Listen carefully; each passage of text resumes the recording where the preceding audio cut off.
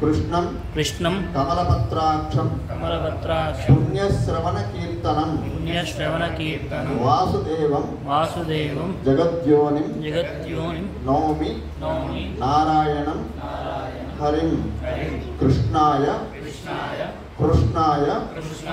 यादवेन्द्राय ज्ञानमुद्राय योगिने नाथाय रुक्मिणीशाय नमो वेदांत वेदिने।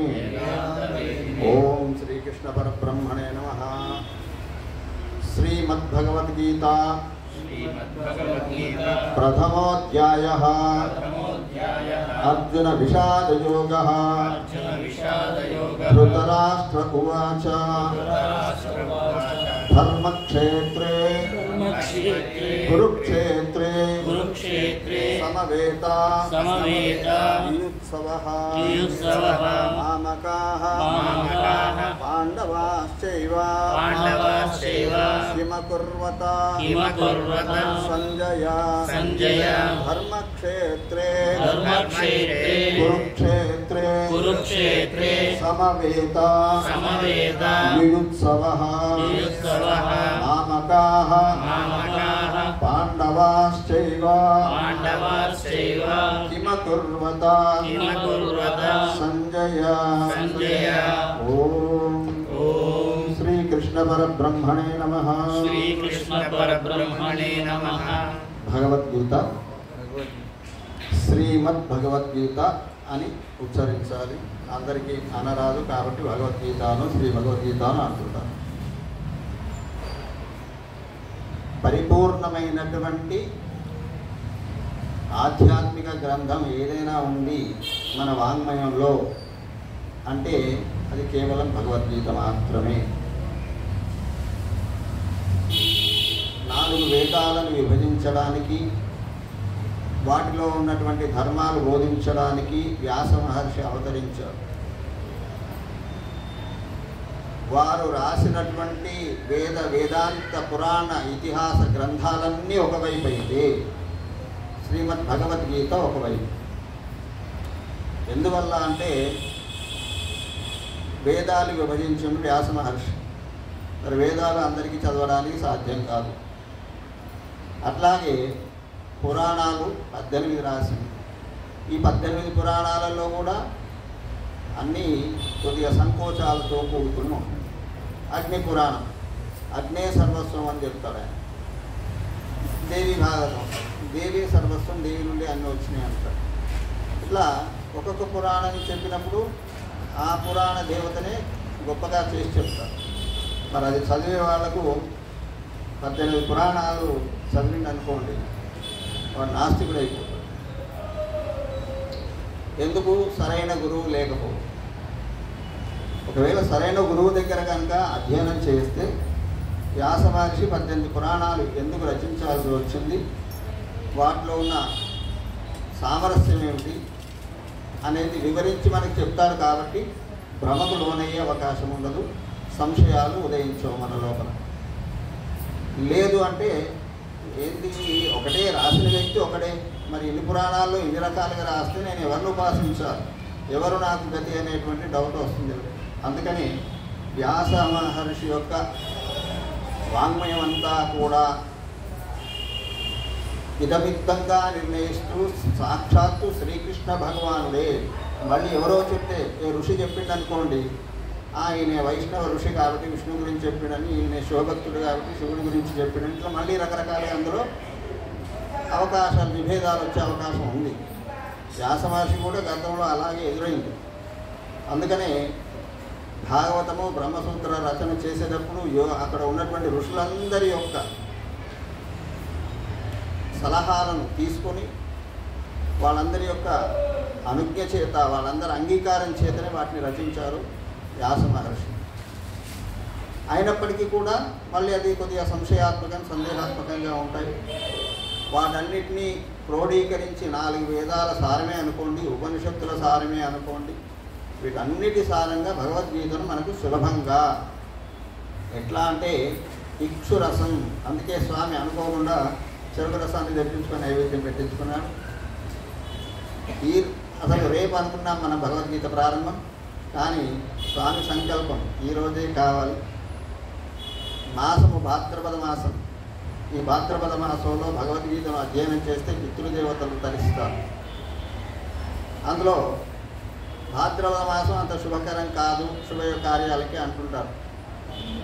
అందువల్ల స్వామి ఏమనుకున్నాడు, సరే వీళ్ళేదో మనం ఎప్పుడో అనుకున్నాము, కానీ అది 2-3 వారాల తర్వాత ఇప్పుడు కార్యరూపం దాలుస్తుంది.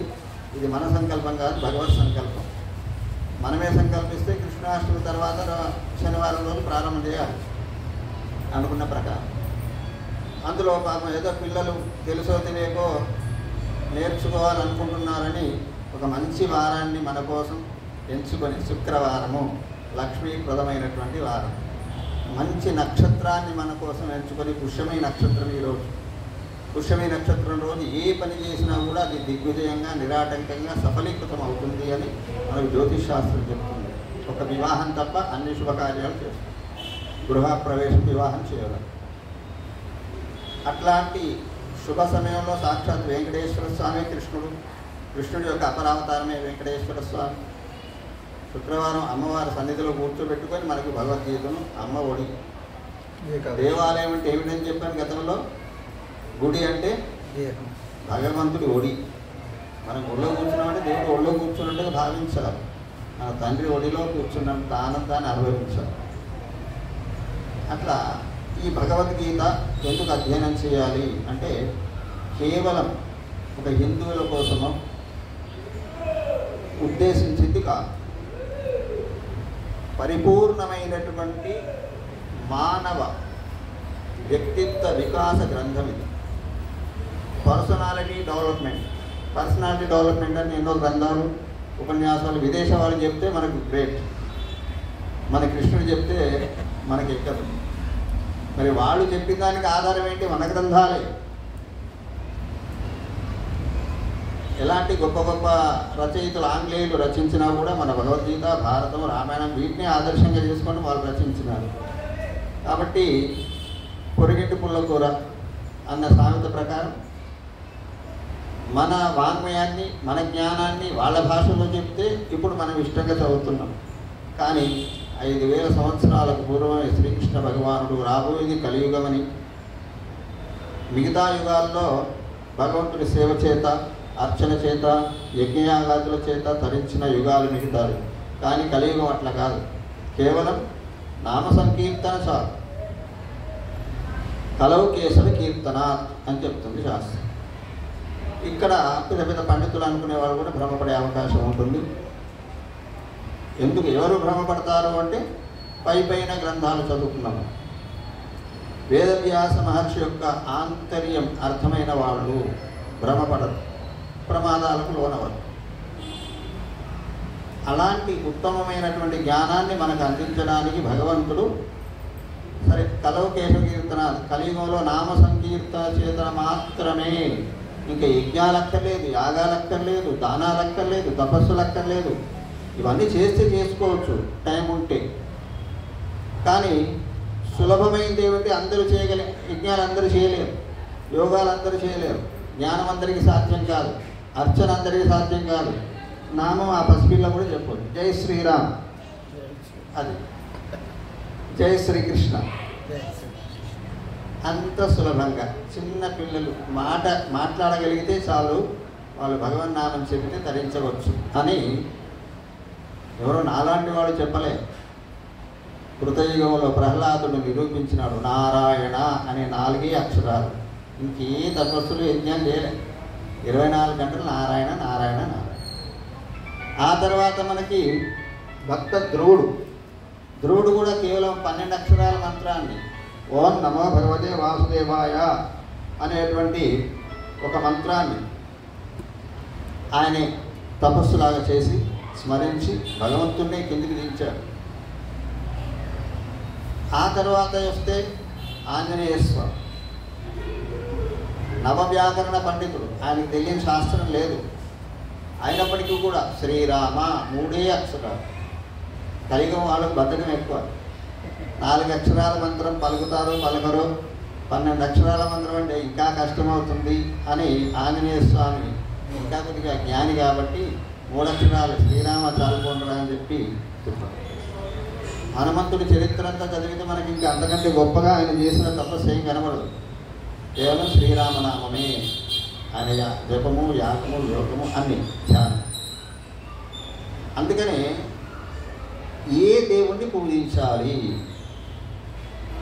ఎందుకోసం పూజించాలి, పూజిస్తే మనకు వచ్చేది ఏమిటి?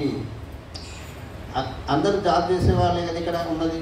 వ్యాపారము, ఉద్యోగము చిన్నదో పెద్దదో చేస్తున్నాం. ఎందుకు చేస్తున్నాం? ఆ జాబ్లో చేరే ముందే మనం what is my package, about my package మాట్లాడుకుంటాం కదా. వ్యాపారం చేసే ముందే నాకు దీంట్లో లాభం ఏంటి, నష్టం ఏంటి, వస్తుందా లేదా చూసుకొని దిగుతాం. ప్రతి పని ఒక తల్లి, తండ్రి, గురువు తప్ప మిగతా వాళ్ళన్ని ప్రేమలన్నీ సంపద కోసమే, డబ్బు చుట్టే తిరుగుతుంటారు. ఏదో ఒక ఫలితాన్ని ఆశించే చేస్తారు. దేవాలయానికి వచ్చి ఉత్తగ సేవ చేయరు. పుణ్యం వస్తుందనో, పాపాలు పోతాయనో, మా కోరికలు తీరుతాయనో చేస్తారు. లేకపోతే ఎవరైనా వస్తారో కూడా. అందుకని ఏ దేవుడి పూజ చేయాలి, ఎందుకోసం చేయాలి, ఎప్పుడు చేయాలి, ఎట్లా చేయాలి, తద్వారా మనకు వచ్చే ఫలితం ఏమిటి, అసలు మానవుడు కోరవలసిన ఫలితం ఏమిటి, కోరాలా వద్దా, కోరితే ఏమిటి, కోరకపోతే ఏమిటి, కామ్య నిష్కామ కర్మ, ఇవన్నీ ప్రతి ఒక్కటి ధ్యానం చేయాలి. అంటే ఎవడెవడో చెప్తాడు, శ్వాస మీద ధ్యాస అంటాడు, ఏదో అంటాడు, ఇష్టం వచ్చినట్టు చెప్తాడు. అసలు ధ్యానం అంటే ఏంటి భగవద్గీతలో కృష్ణుడు చెప్తాడు. ఎట్లా కూర్చోవాలి నువ్వు ధ్యానం చేయడానికి, నీకు ఎలా ఆసనం ఎలా ఉండాలి, నువ్వు కూర్చునే విధానం ఎట్లా ఉండాలి, నువ్వు ధ్యానం ఎట్లా చేయాలి. కృష్ణుడి కంటే గొప్పవాడైతే ఎవరు లేడు కదా. మనం భగవద్గీత చదవం. ఈ భగవద్గీతను కూడా ఉన్నది ఉన్నట్లు ఎవరు చెప్పట్లేదు. కారణం ఏమిటో మనకు తెలియదు. ఉన్నది ఉన్నట్లు యథాతథం అని చెప్పిన పేరు పెట్టిన వాళ్ళు కూడా యథాతథంగా చెప్పట్లేదు. దాంట్లో మళ్ళీ వాళ్ళ సొంత పైత్యాలు వద్దు. రామాయణాన్ని చెప్తే వాల్మీకి చెప్పినట్టే చెప్పాలి.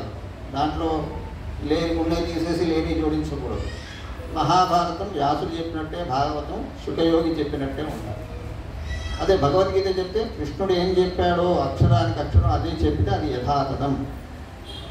మనకెందుకు, ఆయన చెప్పింది చెప్పుదాం, వినేవాళ్ళు వింటారు, ఆచరించే వాళ్ళు ఆచరిస్తారు, లేని వాళ్ళు వదిలేస్తారు.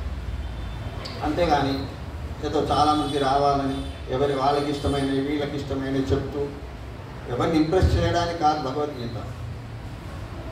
ఎడ్యుకేట్ చేయడానికి భగవద్గీత. మనలో ఉన్న అజ్ఞానాన్ని తొలగించి మనకు జ్ఞానాన్ని ప్రసాదించడానికి భగవద్గీత. ఈ భగవద్గీత కూడా మొదటి శ్లోకం చాలా అద్భుతంగా పేరే పెట్టారు వ్యాస మహర్షి. అర్జున విషాద యోగం. ఏదైనా ఏడుపుతో మొదలవుతుంది. పిల్లవాడు పుట్టితే వాడు బతికున్నాడా లేదా తెలవడానికి ఏడిపే. పుట్టగానే ఏడుస్తాడు, ఏడిస్తేనే వాడు బతికున్నాడు. మానవ జన్మ ఏడుపుతో ప్రారంభమవుతుంది. భగవద్గీత కూడా అర్జునుడి ఏడుపు, విషాదంతో, విషాదం అంటే ఏడుపు, ఆయన బాధ, ఆయన దుఃఖంతో ప్రారంభమవుతుంది. ఎక్కడ ప్రారంభమైంది? ఏదో మనలాగా మంచి దేవాలయమో ఏదో పవిత్రమైన చోట చూసుకొని చెప్పలే. యుద్ధ రంగంలో యుద్ధం జరుగుతుంది సమయంలో 700 శ్లోకాలు భగవద్గీత. ఈ 700 శ్లోకాలు చెప్తున్నప్పుడు యుద్ధం చేయడానికి సిద్ధంగా ఉండి బాణాలు కత్తులు ఎక్కువ పెట్టుకొని ఉన్న వాళ్ళందరూ అట్లా చూస్తూ ఊరుకుంటారా? ఇక్కడ ఒక 15 నిమిషాలు, గంట, అరగంట భగవద్గీత చెప్తేనే 100 రకాల ఆలోచనలు, అటు ఇటు తిరుగుతాం, మాట్లాడతాం, ఏదో చేస్తాం. మరి సుమారు ఒక 2 గంటలు కృష్ణుడు చెప్పినా కూడా ఒక శ్లోకానికి ఎంత టైమో మాత్ర అంటారు. అంటే ఒక అక్షరానికి ఒక అక్షరానికి, ఒక పదానికి ఒక పదానికి, ఒక వాక్యానికి ఒక వాక్యానికి మధ్యన ఎంత వ్యత్యాసం ఉండాలి. అది తెలిసిన వాడు కృష్ణుడు కాబట్టి ఏదో గబగబగబగ చదువుకోనుకోడు. గబగబగ చదివితే అర్జునుడికి అర్థం కాదు. అర్జునుడికి అర్థం అయ్యేటట్టు చెప్పాలి. కాబట్టి సుమారు ఒక మనం చదివితేనే 2.5 గంటలు స్పీడ్గా చదువుతాయి. మరి అర్జునుడికి చెప్తుంటే అర్థమయ్యేటట్టు ఇంకాస్త ఎక్కువ టైం పట్టవచ్చు. అంత సమయం వరకు యుద్ధ రంగంలో ఉన్న వాళ్ళు ఏం చేస్తున్నారు అంటే, భగవద్గీతలోనే అర్జునుడు సంబోధిస్తాడు శ్రీకృష్ణుడు. ఋషికేశ.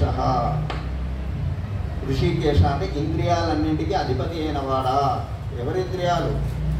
సర్వలోకాల యొక్క ఇంద్రియాలన్నీ తన చేతిలో ఉన్నవాడు. అందుకే రథం నడిపి గుర్రాల పగ్గాలు కూడా నా చేతిలో ఉన్నాయి అని నిరూపించిన కళ్యం అంటారు.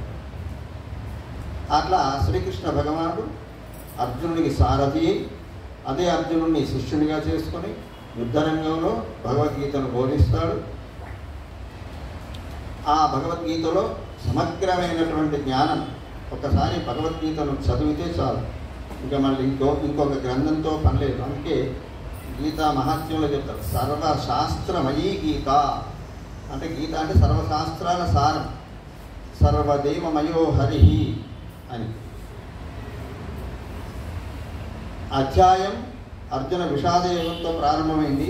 మొదటి శ్లోకం ఎవరు చెప్పినారు? వ్యాస మహర్షి వాచ అని చెప్పలే, భగవాన్ వాచ కాదు, కృష్ణ వాచ కాదు, సంజయ్ వాచ కాదు. ఒక దుర్మార్గుడు చెప్పినటువంటి శ్లోకంతో, ధృతరాష్ట్రుడు అంటే పరిపూర్ణమైన అజ్ఞాని, అహంకారి, మమకారి. ఎందుకు ఇవన్నీ బిరుదులు ఇచ్చారు ఆయనకంటే ఆ శ్లోకం మనం అర్థం చెప్పుకున్నప్పుడు రేపు అర్థమవుతుంది. ఇట్లా విషాదంతో దుఃఖంతో ప్రారంభమై చివరికి విజయాన్ని చేకూరుస్తుంది. ఏదైనా సరే 9 మాసాలు మోసి పురిటి నొప్పులు పడితేనే ప్రసవం జరుగుతుంది, ఒక పాపకో బాబుకో జన్మనిస్తుంది. మన లోపల కూడా అంతర్యుద్ధం జరుగుతుంది. ప్రతిరోజు ఎన్నో సందేహాలు, ఎన్నో బాధలు, ఎన్నో దుఃఖాలు, ఎన్నో కష్టాలు, ఎన్నో నష్టాలు. వీటన్నింటినీ సరైన మార్గంలో, బాబు నీకు వచ్చిన కష్టం ఇది, దీనికి పరిష్కారం ఇది, నీకు కలిగిన దుఃఖం ఇది, దీన్ని ఇట్లా తొలగించుకో, ఇది తొలగేదా కాదా అని చెప్పేవాడు గురువు. ఇవాళ రేపు అందరూ గురువులే. ఎవరిని చూసినా గురువు, అటు ఎట్లా పోవాలి గురువు, దానేంటి గురువు కనపడేవాడు. అసలు గురువు అనే పదానికి విలువ లేకుండా చేస్తున్నారు ఈ లోకం. మనలోని అజ్ఞానాన్ని తొలగించి జ్ఞానాన్ని ప్రకాశింపజేసేవాడు గురువు. మరి శిష్యుడు ఎట్లా ఉండాలి అంటే, గురువు చెప్పిందే వేదం. అలాంటి శిష్యులు ఉన్నారా? నాకు కనబడలేదు ఇప్పటి వరకు. 55 సంవత్సరాల నా జీవిత చరిత్రలో ఎక్కడ, నాకే కాదు, నేను గురువునే, నన్ను గురువు అని చాలామంది పిలుస్తారు, కానీ శాస్త్రం చెప్పిన యోగ్యతలు కలిగిన శిష్యుడు ఇంతవరకు నాకు దొరకలే. పోనీ ఎవరికైనా చిరంజీవి స్వామి లాంటి మహానుభావులకు దొరికారా అంటే కూడా సందేహమే. వారిని అడిగితే చెప్తారు ఎలాంటి శిష్యులు ఉన్నారు ఆయనకి, మనం చెప్పకూడదు. అంటే విమర్శ కాదు ఇది. ఆ గురు శిష్య సంబంధం అనేది అంతగా తేలికైపోయింది, దిగజారిపోయింది. గురువులు గురువులాగా లేరు, శిష్యులు శిష్యులాగా లేరు. మీరు నా దగ్గరికి వస్తే మిమ్మల్ని ఇంప్రెస్ చేయడానికి మీకు నచ్చినట్టే చెప్పాలి నేను. అప్పుడు నేను మంచి గురువు, అరే బాగా చెప్పాడు. లేకపోతే మీ గురువుకి ఏం తెలియదు. కానీ భగవద్గీత అట్లా ఎవరిని ఇంప్రెస్ చేయదు. యథార్థమైన జ్ఞానాన్ని బోధిస్తుంది. వింటే నీ కర్మ, వినకపోతే నీ కర్మ. అలాంటి జ్ఞానాన్ని మనం ఆస్వాదించబోతున్నాం. రేపటి నుంచి అవకాశం ఉన్న భక్తులంతా కూడా వచ్చి ఈ కార్యక్రమంలో పాల్గొనండి. మన గోపాలకృష్ణమాచార్యుడు ప్రధాన అర్చక స్వామి అందరికీ గ్రూపులో మెసేజ్ పెడతారు. రేపు సాయంత్రం 7 గంటలకే కార్యక్రమం ప్రారంభమవుతుంది. ఒక పావు గంట, అరగంట ముందు ఉంటే మంచిది. దేవాలయంలో దేవుడి కోసం కానీ, మనం శ్రీరంగం, తిరుపతి లాంటి చోట్లకు పోతే తలుపులు తెరవక ముందే భక్తులు వేచి ఉంటారు. తలుపులు తెరిచి రా రా రా అని దేవుడికి పిలవద్దు. మనం దేవుడు మన కోసం వెయిట్ చేయకూడదు, మనం దేవుడి దర్శనం కోసం వెయిట్ చేయాలి. అట్లాగే గురువు శిష్యుల కోసం వెయిట్ చేయకూడదు. 6:30కి గురువు వచ్చి కూర్చుంటారు, ఇంకా రావట్లేదు శిష్యులందరూ కూడా అనే పరిస్థితి రాకుండా కనీసం ఒక పావు గంట ముందు ఇక్కడ వచ్చి కూర్చొని అన్నీ ఆస్వాదించుకుంటే, ఎందుకంటే అన్నీ వచ్చిన తర్వాతే రెడీ చేసుకోవడానికి టైం పడుతుంది. అవన్నీ ముందే పూర్తి చేసుకుని ఉంటే రాగానే అమూల్యమైన సమయం మనది, చాలా అమూల్యమైన సమయం. ఎన్ని సీరియళ్ళు, ఎన్ని సినిమాలు, ఎన్ని యూట్యూబ్, ఎన్ని దుమ్మ, ఇవన్నీ వాటన్నింటినీ త్యాగం చేయాలంటే కష్టం కదా. కాబట్టి ఒక గంట, గంటన్నర ఆ సమయాన్ని వెచ్చించి ప్రతి శనివారం సాయంత్రం 7 గంటలకి ఈ భగవద్గీత కార్యక్రమాన్ని మనం జరిపించుకుందాం. జిజ్ఞాసు అంటే అర్థమైంది భక్తుడు కాదు, తెలుసుకోవాలి అని కోరిక కలిగిన వాడు. అసలు దేవుడు ఏంటి, జ్ఞానం ఏంటి, భక్తి ఏంటి, ఉన్నాడా లేడా దేవుడు, ఎక్కడ ఉన్నాడు, ఎట్లా ఉన్నాడు, ఇవన్నీ తెలుసుకోవాలి అని కోరిక కలిగిన వాడు జిజ్ఞాసు. భగవద్గీతలో చెప్తాడు కృష్ణుడే, ఆర్తో జిజ్ఞాసు అర్థార్థి జ్ఞానించ భరతసు. 4 రకాల భక్తులు ఉంటారు. ఆర్తులు, అర్థార్థులు, జిజ్ఞాసులు, జ్ఞానులు అని. ఈ 4 రకాల భక్తులు ఎవరో కూడా మనం వివరించుకున్నాం. అందులో మనం ఎవరం, ఆ 4 రకాల ఏ కోవకు చెందిన వాళ్ళం మనం అనేది కూడా మనకి భగవద్గీత పూర్తయ్యేలోపు చక్కగా ఉంటుంది. మనకి మనమే సర్టిఫికేట్ చేసుకోవచ్చు, ఎవరో సర్టిఫికేట్ ఇవ్వాల్సిన పని లేదు. ఆ విధంగా ఆ శ్రీ వెంకటేశ్వర స్వామి, అమ్మ లక్ష్మీదేవి, ఆ పక్కనే గోదా శ్రీకృష్ణ భగవానుడు కూడా వేయించేస్తున్నారు. వేదస్వరూపుడైనటువంటి గరుత్మంతుడు, సర్వ విఘ్నాలను తొలగించే మన విశ్వక్సేనులు అందరూ ఇక్కడే ఉండి భక్తులందరికీ అండగా నిలిచి రక్షించేటువంటి మన ఆంజనేయ స్వామి, వారందరి సన్నిధిలో మనం ఈ జ్ఞానామృతాన్ని ఆస్వాదిద్దాం, ధరిద్దాం. జై శ్రీమన్నారాయణ. శ్రీకృష్ణ భగవానికి జై, శ్రీ గీతామాతకి జై, శ్రీ భూనీలా సమేత శ్రీ వెంకటేశ్వర స్వామి భగవానికి జై. గోవింద గోవింద.